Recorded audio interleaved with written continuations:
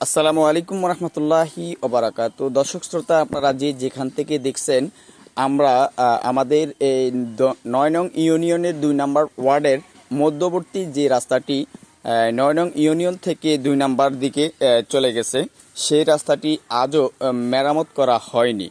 ঊর্ধ্বতন কর্মকর্তাকে বারবার অবহিত করার পরেও এই রাস্তাটি মেরামত কাজ ধরার কোনো পদক্ষেপ তারা নেয়নি।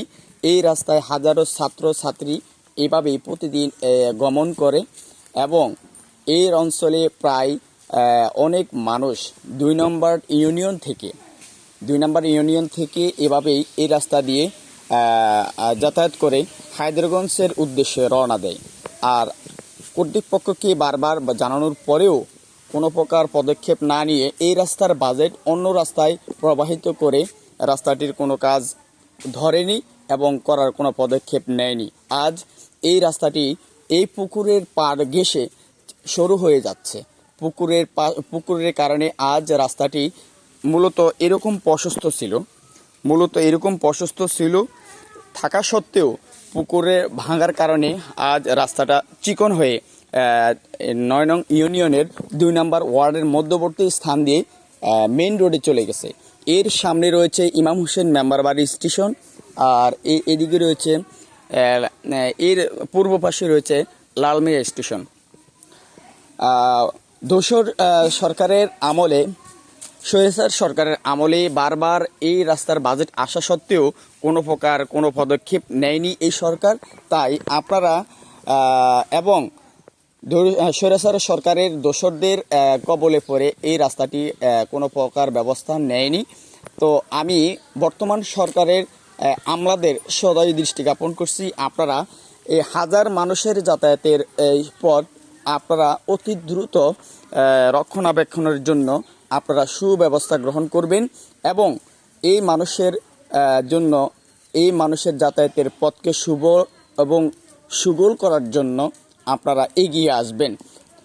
বর্তমান সরকারের এবং আমলাদের সদয় দৃষ্টি জ্ঞাপন করছি, আপনারা এই রাস্তাটি মেরামত করার জন্য অতি দ্রুত পদক্ষেপ গ্রহণ না করলে এই পুকুরের কারণে রাস্তাটি ভেঙে জনগণের ঘর বাড়ি ভেঙে যাওয়ার সম্ভাবনা রয়েছে। তাই অতি দ্রুত এই রাস্তাটি মেরামত করার জন্য বিশেষভাবে অনুরোধ জানাচ্ছি।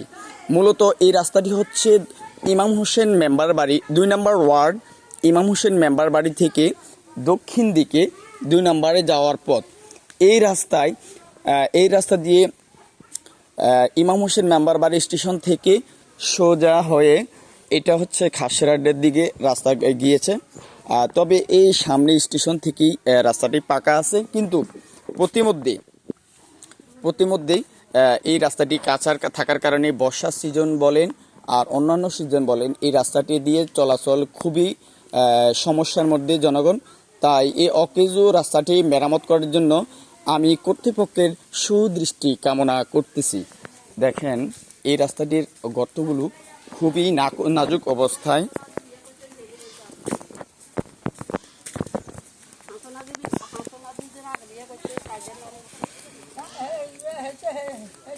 রাস্তায় বিশাল বিশাল গর্ত থাকার কারণে জনজীবনে দুর্ভোগ।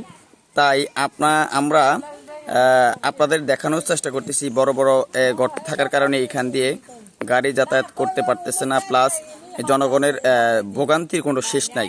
তাই ঊর্ধ্বতন কর্মকর্তাদের সদয় দৃষ্টি জ্ঞাপন করছি। এ দেখেন মেয়েটি লাফিয়ে পার হচ্ছে, এ হচ্ছে রাস্তার কন্ডিশন। আর এটা হচ্ছে ২ নম্বর ইউনিয়ন থেকে ৯ নং ইউনিয়নের ২ নম্বর ওয়ার্ডের মধ্যবর্তী রাস্তা। এখনো পর্যন্ত কোনো প্রকার সরকার বা কোনো সৈয়দ সরকারের আমলেও এটার কোনো পদক্ষেপ নেওয়া হয়নি। আমি আশা করি বর্তমান সরকারের আমলে হোক, পরবর্তী সরকারের আমলে হোক, অতি দ্রুত রাস্তাটি মেরামত কাজ সম্পূর্ণ করবেন ইনশাআল্লাহ। জনস্বার্থে বাংলাদেশ ২ নম্বর ওয়ার্ড থেকে মোহাম্মদ আবুল কাশেম।